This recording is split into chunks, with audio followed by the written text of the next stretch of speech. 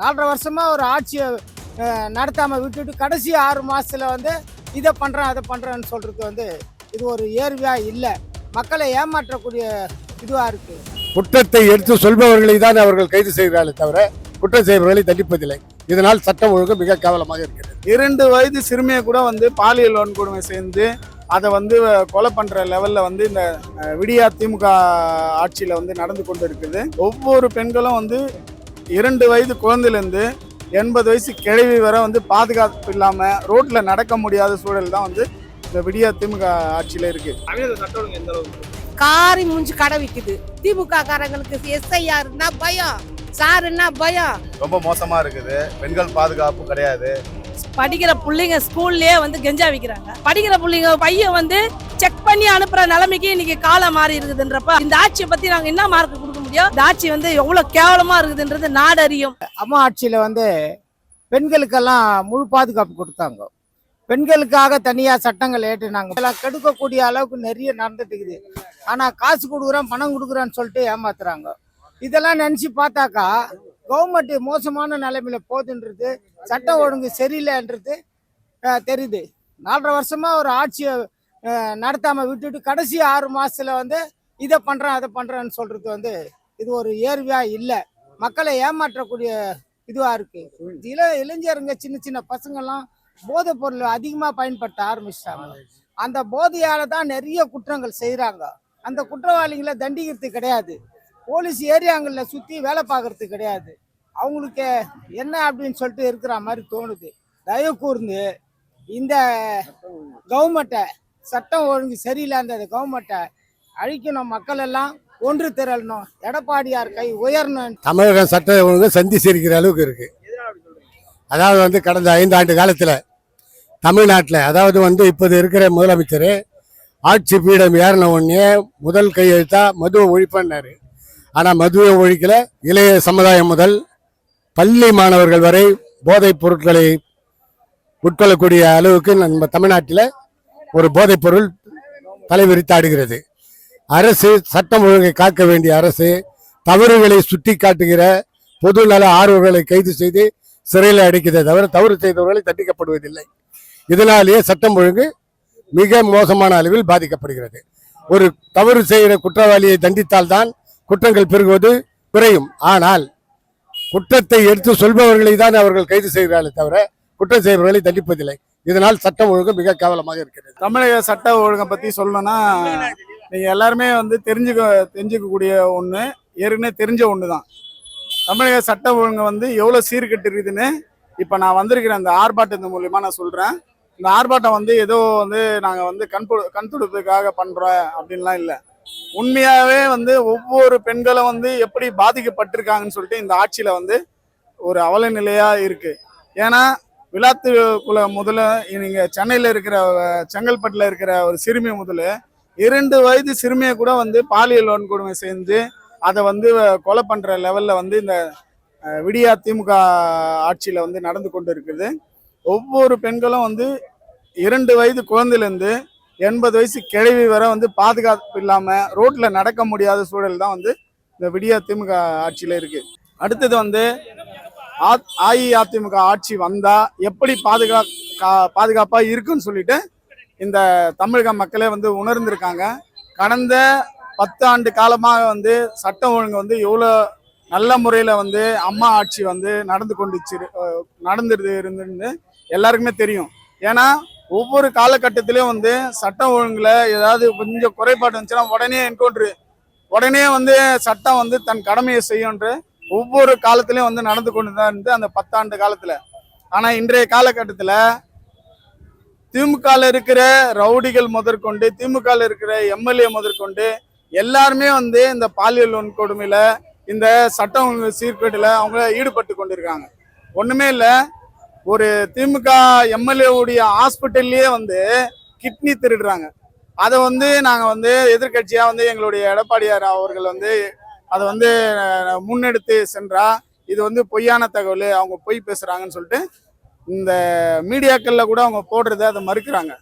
ஒவ்வொரு காலமும் வந்து மோசமாக போயிட்டுருக்கு. இப்போ வந்து எலெக்ஷன் அனௌன்ஸ் பண்ணிட்டாங்க. இதை வந்து தமிழக மக்கள் உற்று நோக்கி பெண்களுக்கு பாதுகாப்பு உள்ள ஆட்சி எதுன்னு சொல்லிட்டு இவங்க தான் வந்து செலக்ட் பண்ணும். ஒவ்வொரு நாட்களிலும் வந்து பெண்கள் வந்து பாதுகாப்பா இருந்தாங்க. அம்மா ஆட்சியில தொடங்கி எடப்பாடி ஆட்சி வந்து முடிகிற வரை வந்து பெண்கள் ரொம்ப பாதுகாப்பா இருந்தாங்க. ஒரு குறைகளை கூட சொல்ல முடியாத சூழல்ல சும்மாவே இவங்க வந்து கருப்பு சட்டையை போட்டுப்பாங்க. அங்கங்க வந்து வீட்டுக்கு முன்னாடியே வந்து கொடியை பிடிச்சிப்பாங்க. பெண்கள் பாதுகாப்பு இல்லை, பெண்கள்லாம் விதவையா இருக்காங்க கனிமொழி பேசினாங்க. இப்ப எத்தனை பெண்கள் விதவையா சுத்திட்டு இருக்காங்க, எத்தனை பெண்கள் வந்து பாதுகாப்பு இல்லாம வன்கொடுமை செய்யப்பட்டு பாலியல் துன்புறுத்தல ஈடுபடுறாங்க. இதெல்லாம் வந்து கனிமொழி அம்மாவுக்கு வந்து தெரியலையா, இல்ல ஸ்டாலின் அவர்களுக்கு தெரியலையா? முதலமைச்சர் கையில இருக்கிற ஒரு சட்டம் ஒழுங்கு டிபார்ட்மெண்ட் இப்ப வந்து எந்த நிலையில இருக்கு நீங்க சொல்லுங்க. ஒவ்வொரு மக்களையும் நான் கேள்வி கேட்கிறேன். ஒவ்வொரு மக்களும் ஒவ்வொரு தனிப்பட்ட முறையில முதலமைச்சர் கையில இருக்க சட்டம் ஒழுங்கு எப்படி இருக்கிறது அவங்க தான் வந்து முடிவு பண்ணணும். இந்த 2021 இருந்து இன்னைக்கு வரைக்கும் எப்படி சட்டம் ஒழுங்கு இருந்தது அதை நீங்க தீர்மானிங்க. இப்ப இன்றைய காலகட்டத்தில் 2026 இந்த எலெக்ஷன் வந்து ஒவ்வொரு மக்களுக்கும் நிம்மதியை தர வேணும்னா நீங்க வந்து நல்ல முதலமைச்சரை தேர்ந்தெடுக்கணும்னா அனைத்து இந்திய அண்ணா திராவிட முன்னேற்ற கழகத்தில் இருக்க எங்கள் பொதுச் செயலாளர் அவரை தேர்ந்தெடுங்க. ஏன்னா எங்களுடைய அம்மா ஆட்சியை தான் அவர் வந்து பின்பற்றுறாரு, அம்மா ஆட்சியை தான் அவர் ஃபாலோ பண்றாரு. ஒவ்வொரு காலகட்டத்திலையும் அம்மா எவ்வளவு சிறந்த முறையில வந்து ஆட்சி செய்தாங்களோ அந்த ஆட்சியை தான் நாங்கள் ஃபாலோ பண்ண போறோம். அந்த ஆட்சி சிறந்த முறையில் அமையன்னு இந்த நேரத்தில் வந்து நான் தெரிவித்துக் கொள்கிறேன். தமிழக சட்டம் ஒழுங்கு என்னன்னா, இப்போ வந்து சாத்தாங்குளத்தில் வந்து சிறுமியை வந்து நம்ம பொது வெளிக்கு போகும்போது வந்து அவங்கள தாக்கப்பட்டிருக்காங்க. இந்த மாரிலாம் நடந்திருந்தா இது சட்ட ஒழுங்கு இல்லாமல் இது என்னன்னு சொல்றதுன்னு உங்களுக்கு தெரியும்.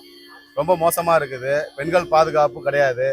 அதேமாரி இப்போ வந்து சும்மா கட்டி சிலிண்டர் வேலை ஏறிட்டான்னு கிடையாது. அதெல்லாம் சும்மா அது பேச்சுவார்த்தைலாம். ஆனால் நியாயமாக பார்த்தீங்கன்னா எல்லாமே கிடைக்குது. ஆனால் வந்து சட்ட ஒழுங்குக்கு வந்து இவங்க வந்து எதுக்குமே பாதுகாப்பு கொடுக்க மாட்டுறாங்க. ஊனவர் மாற்றவாளி இருக்காங்களா, அவங்களுக்கும் ஒரு இது கிடையாது. ஆசிரியர்களுக்கும் கிடையாது. எல்லாமே வந்து அவங்களுக்கு வந்து கிடையாது. பஸ்ஸு கூட வந்து பழைய பஸ் தான் ஓடுத கொண்டே, புது பஸ் எதுவுமே கிடையாது இப்போதைக்கு. இப்போ வந்து சட்ட ஒழுங்கு எப்படி இருக்குன்னு பார்த்துங்க நீங்க உங்க நிலவரம். பெண்கள் பாதுகாப்பு தான் சொன்னேன். அந்த சாத்தாங்குளத்துல வந்து ஒரு சிறுமிக்கு வந்து பாதுகாப்பு கிடையாதுங்க. காவல்துறை நடவடிக்கை இருந்தால் இது வரைக்கும் உங்களுக்கு அந்த போலீஸ்காரர் வந்து இப்போ அது இது வரைக்கும் எதுவுமே சொல்லவே இல்லை. அதை நம்பி தான் இப்போ எடப்பாடியார் வந்து போராட்டம் நடத்துகிறாரு. இப்போ வந்து கஞ்சாவும் இருக்குது, இந்த இடத்துல ஒயின் ஷாப் ஒன்று இருக்குது. அந்த ஒயின் ஷாப்பை மாற்றோன்னா ஸ்கூல் பக்கத்தில் ஒயின் ஷாப் இருக்கும்போது எப்படி மாற்ற முடியாமல் சொல்கிறாங்க.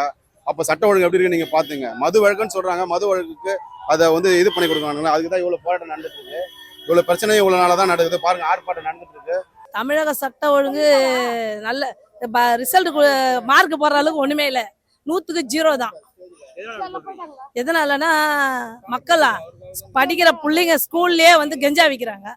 படிக்கிறதுக்கு வந்து இவர் பல பணத்தை வந்து கோடியா இது பண்ணி ஸ்கீம் போட்டு ஸ்கூல் கட்டுறாரு. எது கட்டுறாருன்னா எல்லாமே வந்து கட்டிங்காக, பர்சன்டேஜுக்காக. ஆனா பிள்ளைங்க பார்த்தா, படிக்கிற பிள்ளைங்க எல்லாம் பார்த்தா கார்பரேஷன் ஸ்கூல்ல கெஞ்சா அடிக்கிறாங்க. படிக்கிற பிள்ளைங்க புக்கை வந்து இன்னைக்கு பையன் வந்து செக் பண்ணி அனுப்புற நிலைமைக்கு இன்னைக்கு காலம் மாறி இருக்குதுன்றப்ப இந்த ஆட்சியை பத்தி நாங்க என்ன மார்க் கொடுக்க முடியும்? இந்த ஆட்சி நல்ல ஆட்சியா கெட்ட ஆட்சியான்னு சொல்றதுக்கு வாய் எப்படி வரும் நமக்கு? இந்த ஆட்சி வந்து எவ்வளவு கேவலமா இருக்குதுன்றது நாடு அறியும், ஊடகங்கள் அறியும், பெண்கள் அறிவார்கள், குழந்தைகள் அறிவார்கள். காரி மூஞ்சி கடை விக்குது, காரி மூஞ்சி போயிடுச்சு. சட்ட ஒழுங்கு கெட்டு போச்சுப்பா. சிறு பசங்க முதல் கொண்டு பெரியவங்க வர கெஞ்சாக்கு அடிமை ஆயிருக்காங்க. போத பழக்கம் ஜாஸ்தியா இருக்கு, புரியுதுங்களா? பாலியல் வன்கொடுமை நீங்களே டிவி பாப்பீங்க, எல்லாமே தெரியும், உங்களுக்கு நல்லாவே தெரியும். 4 வயசு குழந்தைய விட்டு வச்சிருக்காங்களா, அதை செஞ்சது யாருன்னா திமுக காரன். உங்களுக்கே நல்லா தெரியும். இதுக்கு ஒரு கட்டுப்பாடே கிடையாது. காவல்துறை நடவடிக்கை எடுக்கிறாங்க, பக்கத்திலே போயிட்டு திமுக காரன் ஜாமீன்ல வெளியே வரான். அப்புறம் எப்படி? இது வரைக்கும் யார் அந்த சாரை கண்டுபிடிக்க முடியல. அண்ணா பல்கலைக்கழகத்துல ஒரு பொண்ணை பாலியல் வன்கொடுமை பண்ணாங்க. யார் அந்த சார்? கேள்வி கேட்டு ஆர்ப்பாட்டம் பண்ணோம், எல்லாமே பண்ணோம். யார் அந்த சார்? இப்ப நான் கேக்குறேன், அதை சொல்லுங்க. ஒண்ணுமே கண்டுபிடிக்கல.